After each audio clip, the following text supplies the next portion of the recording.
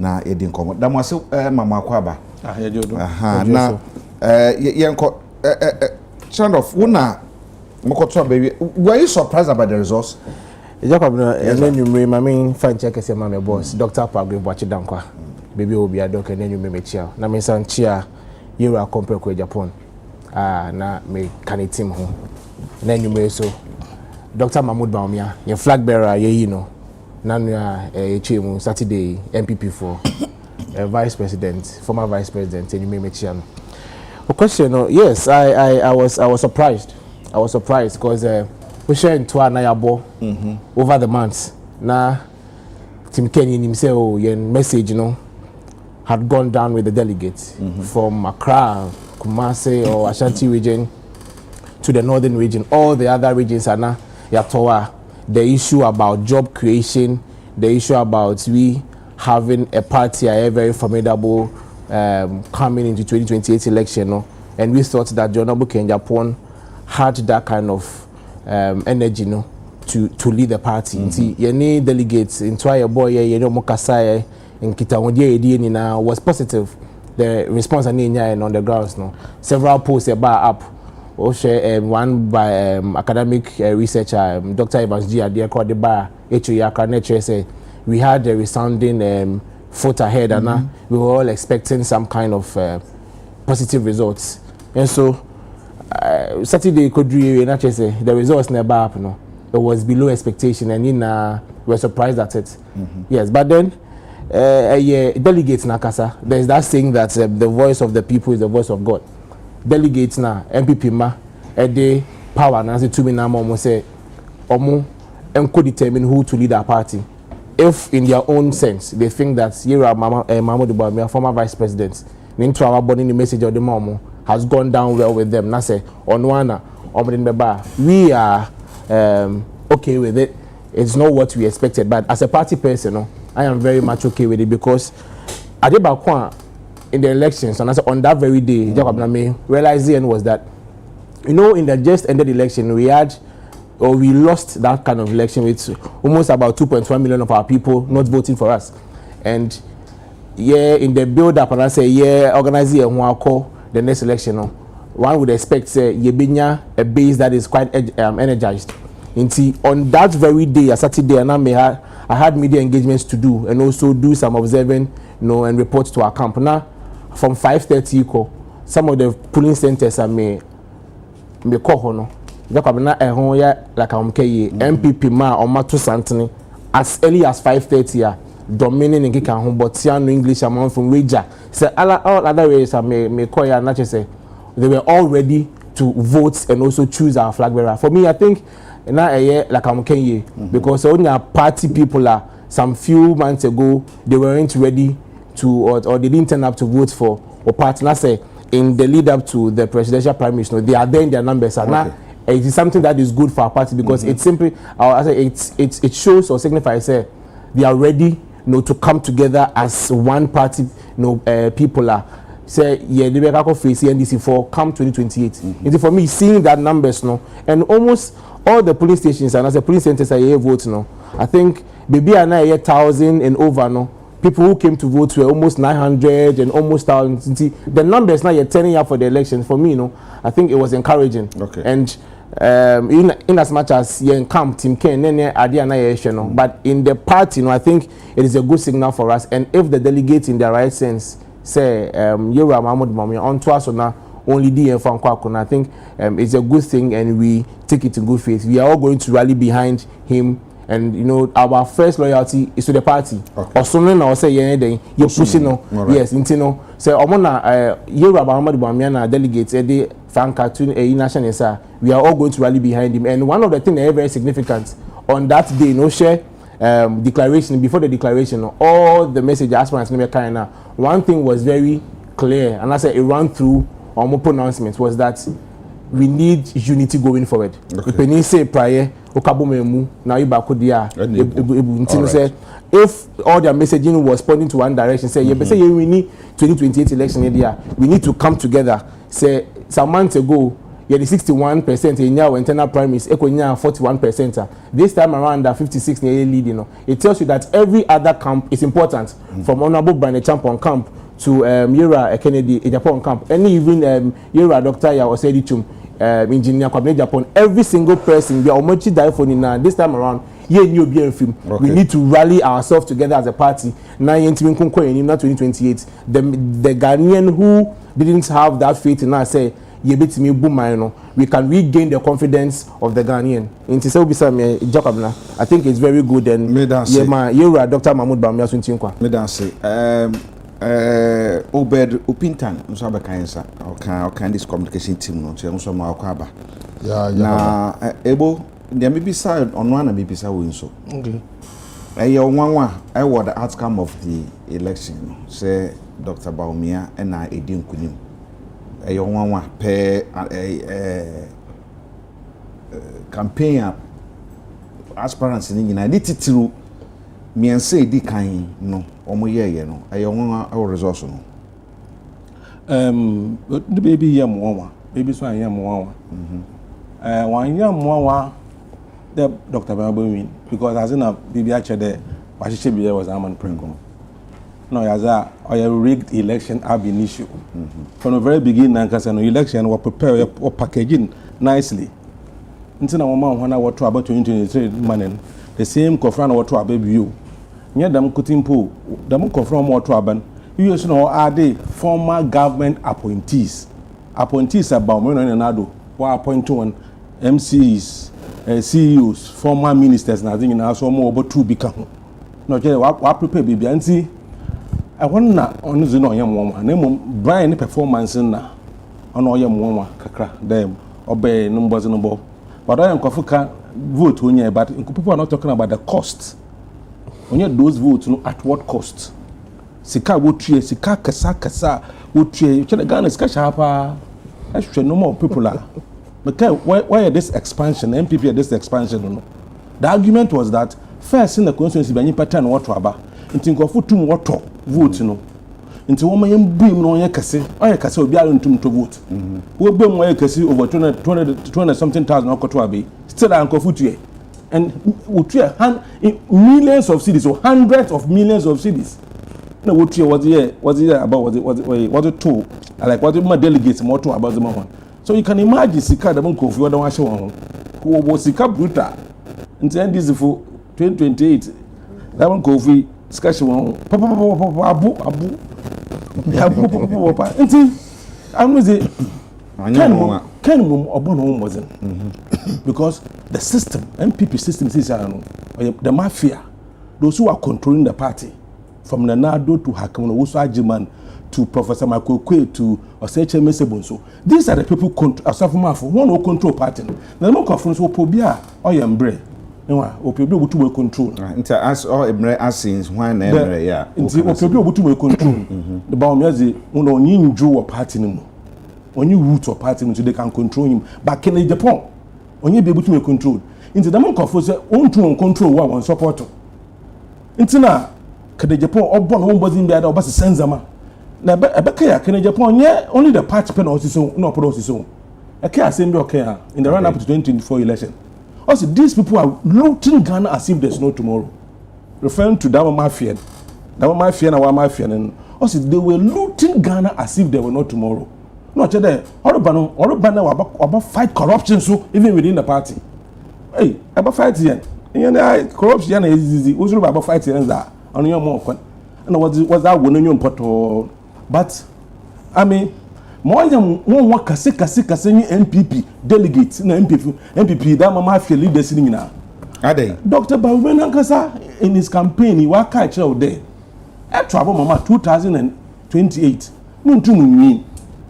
Now is a catch party for no. What can I say? Oh, asene. Presidents you know. Or last year abone ekoto yin. Or last 2 years abone ekoto yin no. Not na extreme no busy president. Na extreme ozi president we are. If you are president, you know, on question with you about Basia. Bibo. Now, all patches say, Sabren say Dr. Baumia, Mampeni, John Mahama. No more contesting. Now, Masalan Chamantin be Musuka home. But occasionally, I show no casino. catch any nuanum there. Presidency no ye pay we pay or north. Or ye a ceremony. Inti sir oba ceremony we are on by ceremony bio. Oboko asibo or ye south. Na so be akadama se me achro. The north goes, south comes. And then you so of north. And that's akoto abama na not one cause I prepared there 2020 election. That mean you can own win. Because that waka we had me today as in rotate into for after north no on team can not be. Yes, this delegate what the man say me so what to abama. Not the MPP why I prepared but no position at Chapa. And that is why that what surprises me. Would member because some okay, you know. One so to abane say he has already been marketed. And about one so no Ghana history no ye do nipa no ko imprenu imprensa ansa na we wini nti se ye nipa foforo kwa na afa na ye be hyase aton nipa no wo so de ye ni mu fretiti nti eno no wo de meba ho ansa ma menko opintan so na me hwe mo so mo tie akire ena na mo bojam popopopopopopopo ase Dr. Bawumia mu suru no ene ti ono akra kan se mu suru no se oba campaign year 2016 hate mo pa until this time around so oba hammer dwelling na mo suru no pa nti resource yi nwanwa ajakabna yes sir meda wase number 4 minutes ba chia ti yahwefo na ti fo nyina yo ne tell say in fact sa me ya say me age ndru ba bi e president aka me stress say omoma me ne ba mi anko ballot no so na me wia na the amount the next the fragment next because ba mi dey o cool chop amamo I didn't na mo yo say no. Oh no, you see, mo can say mampeni na nado o ma mampeni Ghana hada but he became a president. Mampeni dada mampeni Mahamoti so yi. Me say na nado mo can so nye president. NPP kai o mo no kai. NPP mudi nkugo no. NPP so can say mampeni Mahama onye president Ghana head bio and no commission as for but still president. You see, so who say there's a difference. Na ne dia wo he. Nanado former president Nanado na omedi president anti ni enim no na bakosema na say enim bibia fa the presidency ho but what you say yeah na president Mahama no na owo track record iti na oye den a Ghana fo hu say ye dey president Akufo-Addo ba ye pray ho de ba ye ene say na je say ye kokofa ye Mahama akeye ene say Ghana fo the tune ababum e ma ga ye fe ne say President Nanado, President Mahama in the 2024 election. No. Now let's come to Bawumia. Bawumia, the record no, it's there. Oba as what? Also Oba as economist. Now Oba economy or anything, he was the head. In United States, press conference said Obobo ne can say economic management team. Professor Jambafo, Alan Chamartin, Juan Obuboya, Musa, solid team. Solid team, they could see saying that dollar and I'm 17 cities. A BC that. Now, have a patron in them. She will be in Yanam. Now, Pukita, if any say, Naka, Nano, CLV, now 700,000 and about 450,000. That will be economic management, economic messiah now. Your bonus for him, then a buy, you know. And I Ghana for share who say no. Oba no also we economist. Iti ye ma wakonya e ma obet ye friend say na na do kra kan. O say me dey me nim economy ho hwe. Na mo makako for obi fi Bank of Ghana aba. Say o ma na o mebo Ghana sika ho ban. Na oba yen so a obehwegu poto. Obehwegu poto. So wache dollar di ye friend say Safuano e dey ama IGP.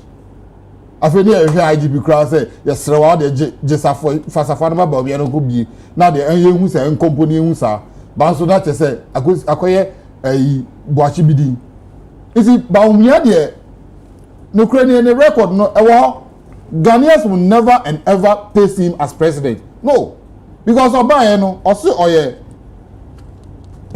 say economic Messiah afei de otane ya waba beye waba beye digital so a wonni hwe bia record bia kire I say yes some candidates any Uraka na Japan musuro Dr. Parliamentary na you were candidates ne why media omo nipa na ne ho eni Canada Japan nipa na ne ho eni fi bebre kra na ye Kobraje Japan ono na sabe ne hu ni fi ono na oye threat to us banka fo ne de omu nyina aduchum yambutu Canada Japan kwa de bobo ena ba omi ande o kra ono de ma me bi ka want o say onya 64 no nya man Ghana for man 38% na wanya 50 ayi de Ghana for man 28% and trust me me ne ka say omukoto aba no omu increase na ayi delegates na ekoto aba dia delegate go season omuko pay big kakra because omo opposition omuko pay big kakra tafre o te say mami bi ka say ba chambo fan sika mai e bia be 700 on fan sika mai e be bi kra yesi ba mu to 1000 ne 1005 you say no that is it's on air am out for cancer sikano we tua say emma eba say can Japan kwa na on instructing e ba say release the Asante region money what I say release the Asante region money we continue when first it is I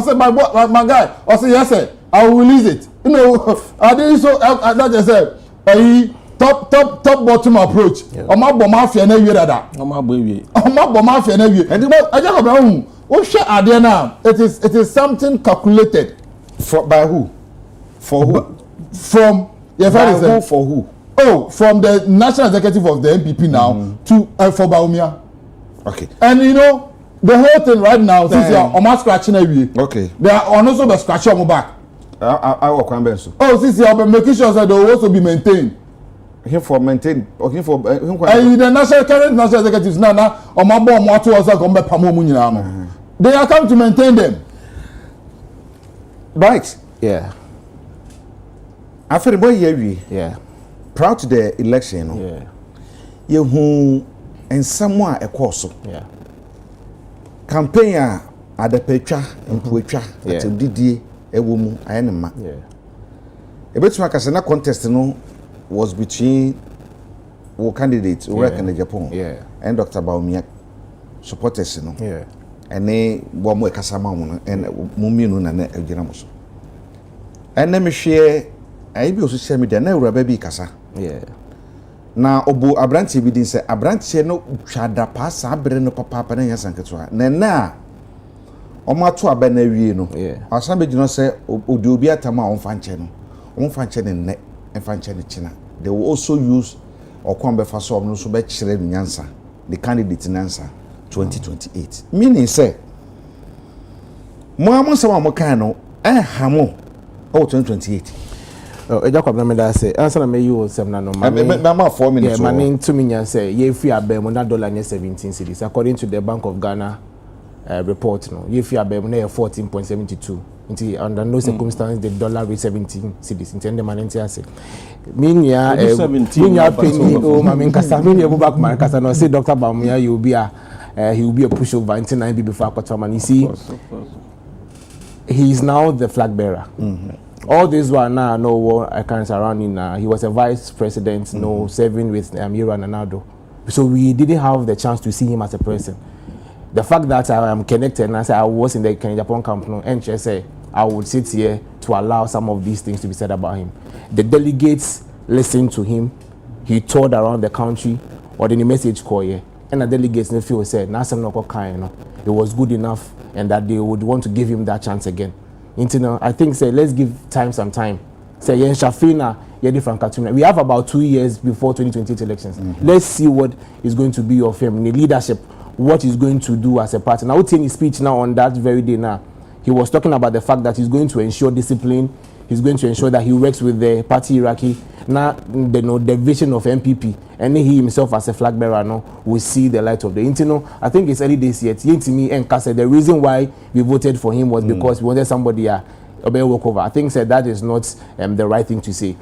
Back to your question, I feel that yes, as campaign at some point there were some shots thrown at each other here and there. I think the Buama are going here, the kakra heat up near there. Oh, sometimes some subtle jabs are okay. Sometimes, but not all the time. No. So there were some excesses. We will condemn it over and over. My candidates here, candidate Japan, spoke to us as a camp. Say we should not go on that tangent. Into most of our communicators, you could clearly tell that we were speaking to issues, promoting his message about job creation and also decentralization of our ministries near the those were the things that we engaged in. But sometimes subtle jabs nearby here and there. But in real elections, we need to focus as a party.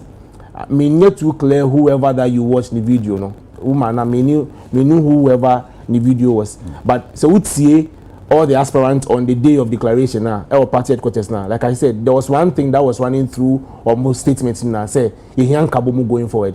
In Kabomu going forward, no mean that was say you rally behind the beer. The honorable in Japan, even before so called party headquarters, Asia party my work campaign office no. Or catch them say this is not the time for say Obiabe blame game. We all need to rally behind what the candidates are here, Any MPP are here So you see the party's loyalty comes first before any other person. In the end, the delegates for ultimate you say you are Mahmoud Bawumia and some fat to minimana. I think that whoever are also here MPP Babunu are do MPP this is the time for us to put behind all but it is difficult today.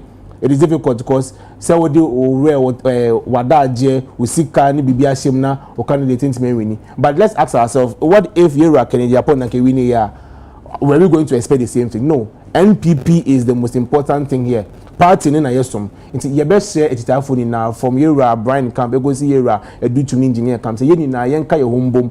It is in unity nkwana ye betima achieve the purpose of kicking out the NDC and no come 2028. Now minyaka asembi say a friend is saying there's no way we can beat them here.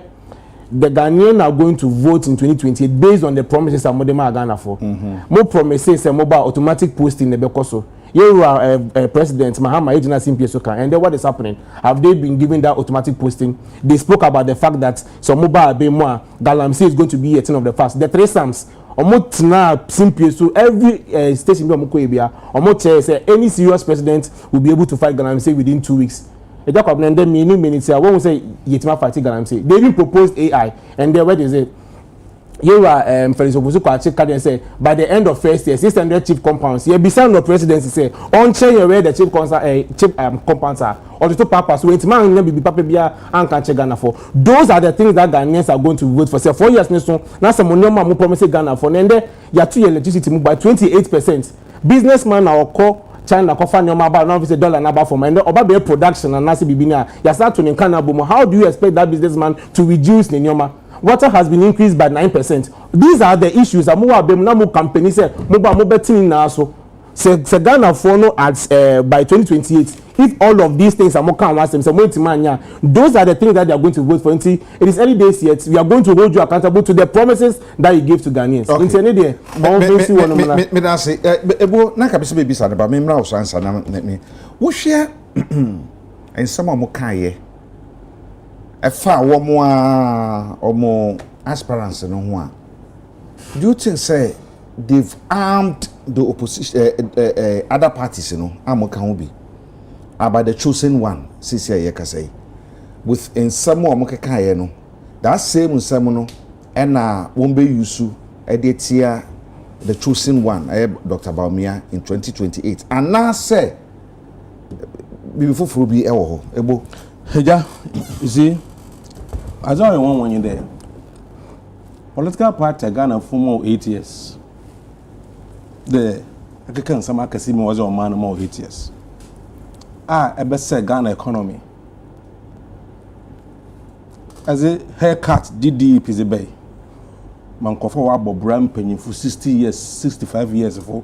Once was about 2 the shadow mamna, but the bear to do man no man sign me who. I don't say about the miscame with the coffee or cut to dumper when you scam we. The mass in the horror channel. Banks. Parkway syndrome. I'm what been uncle wa bre wa showing you feel why establish one banks. Why employ coffee be what do you say when you bush for? A bay banks will suffer, will go through liquidity problems. We have 9 billion Ghana cedis. What that solve problem? No, I was 25 billion. Na the good banks. A buck out 25 billion. Na the solve a good problem of 9 billion. Or the whole return. And sign a corruption. Being said that a result crowd being see what Ghana da. Sika we akasa akasa being partner we am shisho sabi. No so the whole return won. And sign a bohwe one kasa wo party internal issues your way. Impanyi fose. Mo koma aba what's won nyimpa na no na mo koma mba bioze o hye nyimpa ni tirim. Kene Japan wa begina wa kan fe no supporters bi wa kan fe ba menyim mo rekodo. Then sincerely ahwe UP your membership most only increase in oya one. Sir, I'm telling you. Now, of course, in China, we prepared ourselves. Another issue swing there. I shall have been in Boston Borobo. Dr. Bowman was on economic management. Was it Ghana City na this Shannon summer also watching out to prison Pepe so Kadeyo so Gonio Oma Azi Ofi jail Plum Oguanko Magana for Amuchi Poto Ebo Ashamo Pepe most of us say Ghana economy Nashama Abeniri Yamasi Saladole we general before inflation MPP time or cry do 54. Once it's a magical way, it was a point to pay no this film. 54, since I will do 5.4. So there was a point to know this film. So what I saw, about 20 something. What actually most economy now yet? Well, so we born a boy. Girl, I'm saying 1 week, one of the forests was saying, Nika says the Kumasi. According to that source, I don't go. Within short time, within 1 week, 2 weeks, so I say forest I make a see United there Kumasi. Abaza President Akufo-Addo or young brother to there. Able to buy here forest reserves. On my wound to him na zinko for boy him. I the mazin we. Now you casting them or am sir. What's a only you people Ghana pen opposition party or attack opposition. Hey, NDC a competitor. MPP a competitor. Our MPP na be say as 8 years in. Obi abena ori near ya. Anu mo join na we say as ni wi enzaman. Now you attack mo ori ye the man say what kind of way. It's more than because of Ghana. Yes, Ghana first. Until I don't know what they bonnet dom. Na yes shen nkwan. Na mom oye no ya na ya catch ren. It is a shame okro bi. Na MPP Frank kasa wa to won tru. Waka fa ba omia baza. Open na kasa si na azin since mama not na after mama azin on kono to biu. Na still our party free. You see, the election, let me tell the truth. Let me tell my brother side of the truth. This election was not about electing somebody to lead the party to victory in 2028. It was a battle over who controls the soul of the party. That was the thing. I mean, the Parliamentary in the 2020 own win. But also the wisdom and what he said. Also, Moya Ma Kofuan, Moya Makufado, when you be sumum, 10 years. Edu Brian, 1 term. Kofuo, 2 terms. Nanado, 3 terms. So by Omepe 4 terms. Okay, terms. I say 88 years. And I say 4 years. Okay. We got 2 times. Okay. So let's say 2 times. Let me put it 2 times. So the one go 1 time. Kofuo 2 times. And so do we. No. Okay. Nanado 3 times. Into by Omepe 4 times. 4 times in our back day. 4 times in our back day. Into MPP trying to win you will be our preparing for the future. What POB see there Brian and now because opposition was saying that what going to but no watch we need more time to fight the corruption and the matter that could say that's service I could say give to worry more years capital and now post all this can become 1G what's 1G you book court you be jail only just can account our court today issue be our Supreme Court you see and pet them delays to the Supreme Court don't entertain them and zaman crowd by one clown and time. I tell you the no, corruption. What's it? She can't go through a say you have a normal process 7 years, 6 years, 4 years. Next about address corruption case, you must as well forget as a nation. Okay. Because then people will be emboldened to engage in corruption more. And these people, if they come again, the kind of corruption they will engage in into Minginano. Obed. Yeah. Modi enya mai. Ede amodi baba. Oh, yeah, then they cool. Enye gidi. Mokasa kuduru mu senia 2028 ma fan say ma fano kokokura. Nya dia. But unim obi ni ma de chemu nsam. Bibia betumi asi. Obi anan nwunu ehun se covid bebada na bam. Ebebo mu. Emane ma sesan. Obi nim de beba. Ye bon pa se yare bia ma ha ya dwene mu de. Enti obi kasa mo ye overconfident a wonika. Obi kasa mutimu ayemoda wonika. Obi kasa se man hwe ye mane beba mo so no na asama fomase wonika. 4 minutes. Aja. Wenye trimode bi. Wenye overconfidence bi. Sisi an wo hu. Me hwehwe eda sada no mekobi. Yesre era and management of Central University. So mo ho na mo de ma Dr. Baumia manage the lectures no. Homa mo sanfa ma no. Na on start lectures ni biem. But what them chana say. No start say na economy lectures ni biem. You see, we are talking about track record. But what them chana say. And again na on bia. Hamefa akonya yesu krambo President Mahama Abaso and congratulate you on the fifth most influential person in the world by Divox for ranking on my and say and then a buyer. I was just reading it, and he is the fifth most influential person in the world. You see, that is, I say President Mahama ranks fifth on Divox list of 50 most influential people in global development. Mekra nya President Mahama Kaminti bi da nke bimba Ghana krama minti Nwasanda. Meaning said the man is doing something very good for the country and Africa. Jacobra. Yes. Say o share near ekoso hwe Christmas. How a man for CD there okruma. Now no me fa Uber. Bi driver na catch them say or the 3 days near ma wa tono na enye easy. Ah na ni agye. Se de wona frumuma. Penano manfo bu but say ya e fina wo krom kra yes e fe ne ke first and kasa ke no ntibi okroma Can you say o de first o progen wo yi full pump yi honum na mbua je ka na wa ba bitua yes on fill it tank no je ka on say ayi we say that is a fina wo driver for no aje ke o say aje ke na me ba bitua ebi na yenti so many years na yenti bi da 8 years yet yan mama Baumia woni tua ema o boss kwakoya ade wo si woni tua pao e di 50 million Ghana 50 million over e de kotu am na donko wi wan ka hwe ankyere no na o man na sei o ka covid asem covid wa atare bi obi won ma wi ase won obi won ma sabe o yare onim say ni nshira hwe sky nya wo covid edu be wi achede ni omode ye omo chicheye. A parliamentary candidate in the north said it. Also, the man on the day or the man party for no say.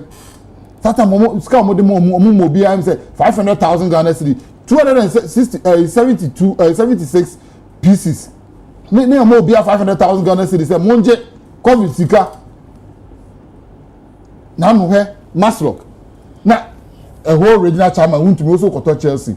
Now akwaje Masrock for cars na nyamobo wa bra na party nkura wo hono mu hia ebidi aye adwuma ama mo ho ato na Ghana ni ba ko gina proofs in the 2028 say or some MPP Baumia say when the fundamentals are weak the exchange rate will expose you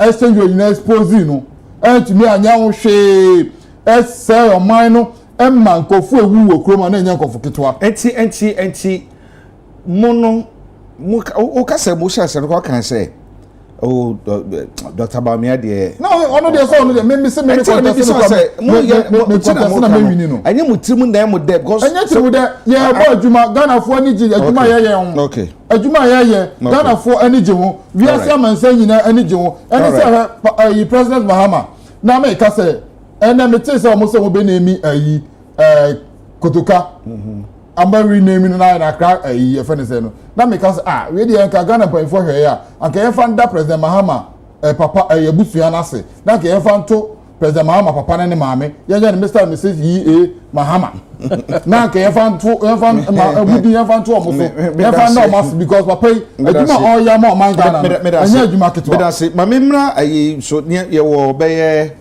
I think be 9 minutes nti ye be cha ne 3333 na ye de asore so say some year reconciliation upon the reconciliation and so no and some sorry after marking must go ye wo faction bi on person yi minority leader free ho na majority or ye do for be sin na because one support mo frag bearer no ebinom so can say running mate no that no yi no ono na so yi no wanyi no ko efofra omo nti ase esanse so no say okọ once okọ ya ton no 3 times ya ton bi kan ya ton dada nti sensa de no ko bia no be wi ni dia ene na de ofa na one ne koye no ono so ya ton nti ofa ne ka no na omo nko anye sa iti sansam na ewo ewo mu se party ni mi na no ka bia sa de but enam system ankrofo ka no enye bibia be ha mo adwene kakra. Jacob, I thought you were going to be able to point a particular person or make a statement about. Until I can say, Obia me na no enka wo party no there, but and some they say about to bar, and some na who bebre. See, these are in Kofo and Kasana, and I'm not sure people who are making such statements or make a party for that. Me sure, Yera Afenyo Market minority leader or your MPP back. He is not an NDC member. Yera Kennedy Akompeko Japan or your MPP ni. So if he even, assuming without admitting, say, Empose or company man, what wrong did he do? And on those grounds, Nankofo who say he was openly campaigning for him. We saw parliamentarians, former appointees, they were supporting Yera Mahmoud Bawumia. What was the problem with that? They had their choice to support him, openly campaigning for him. If there was nothing wrong with that, why would there be a problem with Yera Afenyo Market? Yeah, that's if he even did that for Nabuke Japan. I think there's nothing like that happening. And even if say Sampona or an outsider, and there's no way a party for Yekase Yebe changing. He's been a solid man in parliament. What deep part throughout this period, he's been able to bring together all the parliamentarians, and they are doing the job of what the Ghanaian public. I think it is not something I'll say you're spending much time on. And about the reconciliation, yes, there's a need for us to Georgia, then can say 2028 is ahead of us. In terms of you see pen term car say 2026 prime minister term no. Mesh yen penny for say yen fasa akomapane in term yen so ensa bibi biara obi etia obi anaso bia no, because we can't wait for us to get there and sana ye ga kokko power ya cho anase bia bibi o say yen new bikasa no. We need to start it from right now, because the penny say ufi ase ebrusu ntema na we ni kokko ye best say reconciliation that there's a need for us to do it, and nobody to have said say yaba be change Yera Matupoko Penny ade. You see, it is not the prerogative of Yera Dr. Mahmoud Bawumia say Obeka say penny be man answer day. A bar say you appointed and I say be nominating him for vice presidential next year. There's a committee that is responsible for that, and you non kwano say party leader say when I'm pen and say when I'm pen. If there is the need for that, a party need to make it that kind of determination. But as it stands now, nothing of that sort has come up in our political discourse. Be a internal party discourse. In Tennessee, I think it is something that we need to hold on for now, and there will be that need for us to bring everybody together, because 2028 and the idea you need. All right. My memory of Sansa Babuso, Obed. Say, what's she about to call a NPP actually bibi say almost democracy ase enti about no koboko obi antibody bia sa boko ye no modi to aba ni wiye no Dr. Baumia say me hyase akọ obi biara bia party ne tie ne nanso okwan bi so ene ne nanso se nra na me hwe bibi wo social media don't know say no credit na general secretary Kodia so ka say one more eye ne ma hodo bi a enye ma obo specifically obobo nipa bi din say sankrofo ni nyina no odon boni a chewo they should come back sana moye omotuyi no.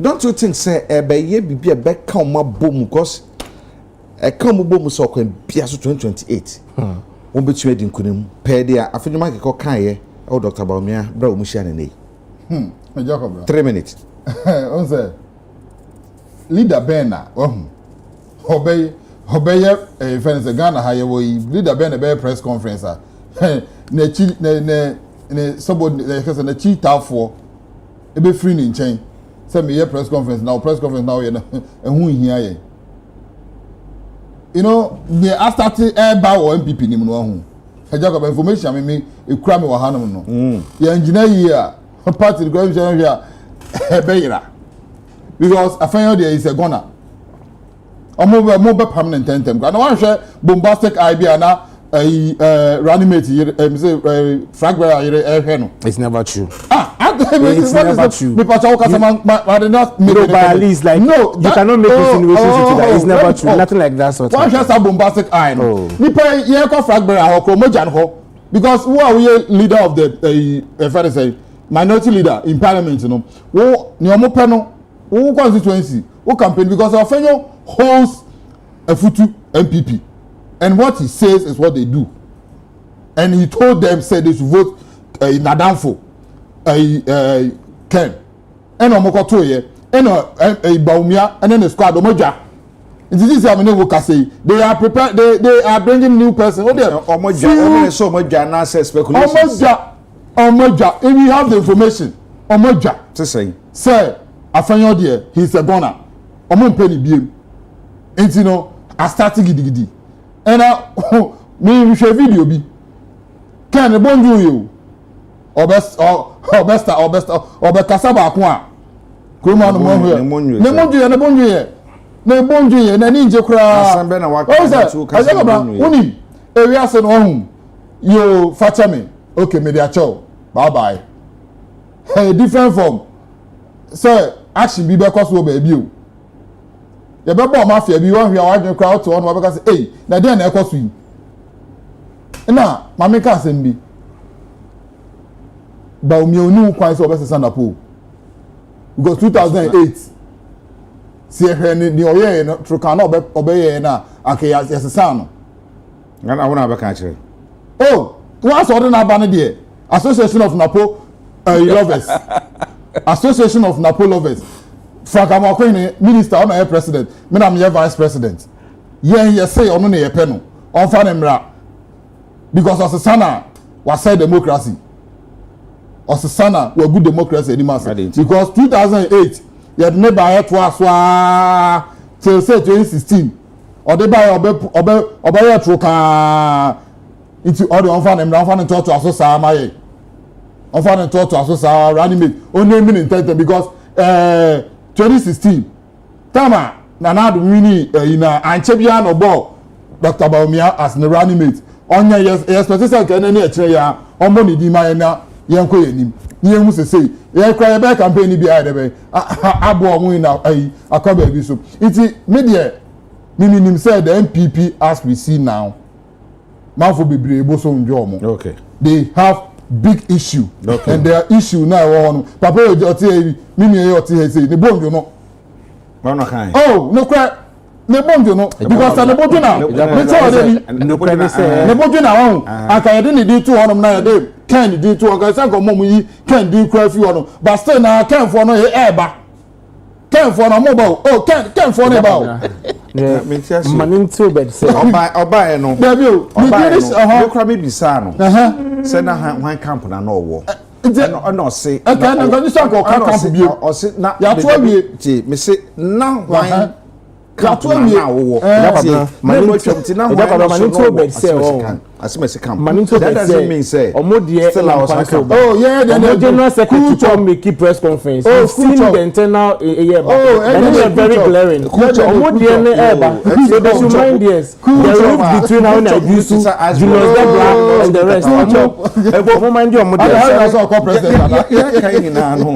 I say abatuo. Question be sir. Who share move on here? I bet you the resource be. In fact, the problems of the party is yet to begin. Okay, we'll be the first phase of it. The major one when they get to polling station elections. Because one of our trouble about women, one of our trouble 2023 now, or some sort of Saturday, they were promised there. So what will maintain one. That is why they voted for them. So those people expect there or maintain one. The confusion of the free party, it's like it appears to know the party issues even more than I do. How I have relatives in the party. I mean, you know, I have been the youth organizer of the party for 4 years. It is never like that. I said, of course, I was by MPP. My God, you'll be welcome. The fact that you are still focusing on MPP, you'll be welcome. Just they are telling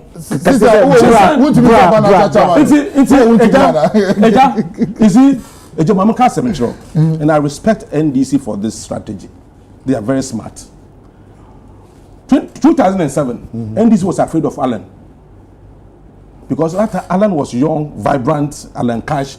So against Professor Mers, they were not comfortable. So what did they do? They openly supported Allen. NDC for what? Professor Temes now KB. NDC started making saying good things about Allen. And when I'm MP before saying, look, Kuba says, Kotoko has a couple baller. Also, then a Kotoko keeper, a coach, or the side has keeper. Also, one. I tell the NDC for Allen a week. Or your reverse psychology. No, was a MPP. One MPP for Donado. Now, at Temes born papa.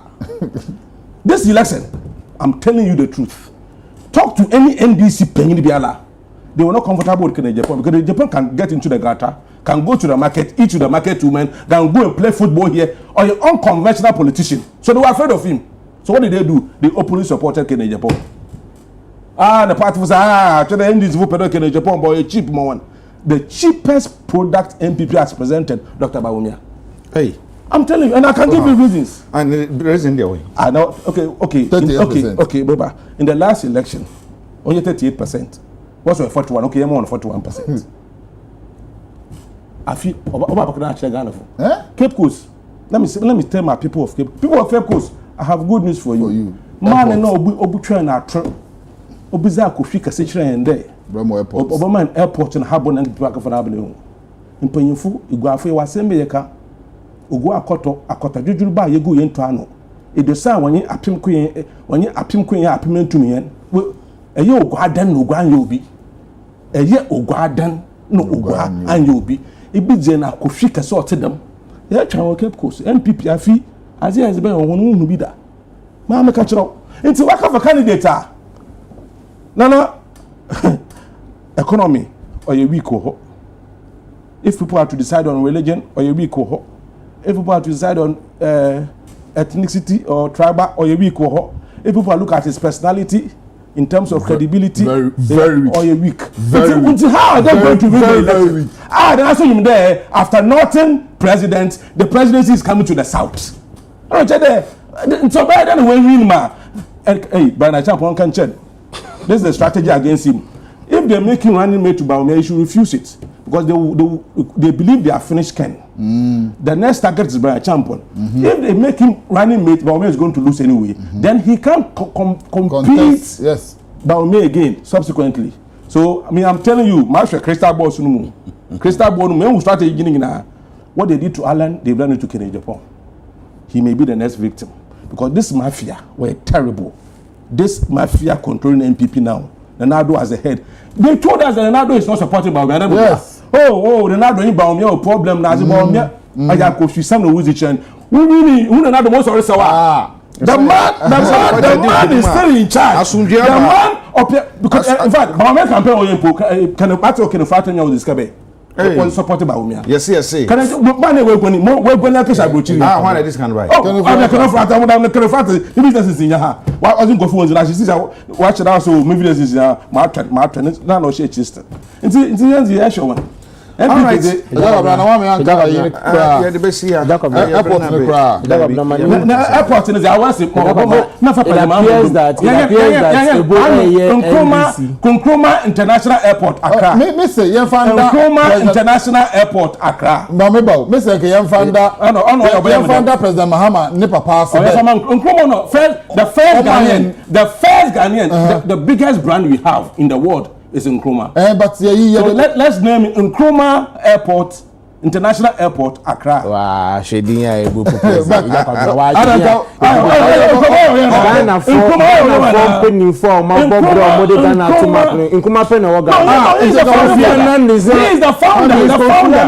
Ghanaian. What are you saying?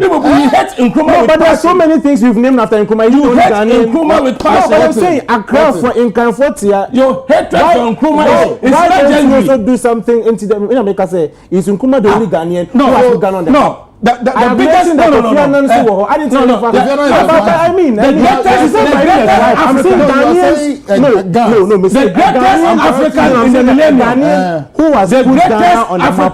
There are so many people who have done that. Like there are so many. Nkrumah is the greatest Ghanaian. The greatest Africa who is greatest. And I'm saying so many people who have put Ghana on the map. Why don't you put? He doesn't deserve the cycle. Oh, I mean, he deserves international airport. All right. Shandoff, Bright Opoku Buama, Ebo Abama UP, and Shandoff Eba Dema National Communication Team. And Obed Opintan, and so National Communication Team member NDC. Eti Madam Masi. In some day baby no honti we can crane agani akoka for nti we kan ajabi abrepamunu de aka ne de beso so me se munya abrebae me din de ajakwabena me ni na akua kobi na ye de kasebo no bremu ye da masi adodo mu ye yan wo chena ye besane mu ehia kra mu nyina ma mu nyina mu na hwe ani de yi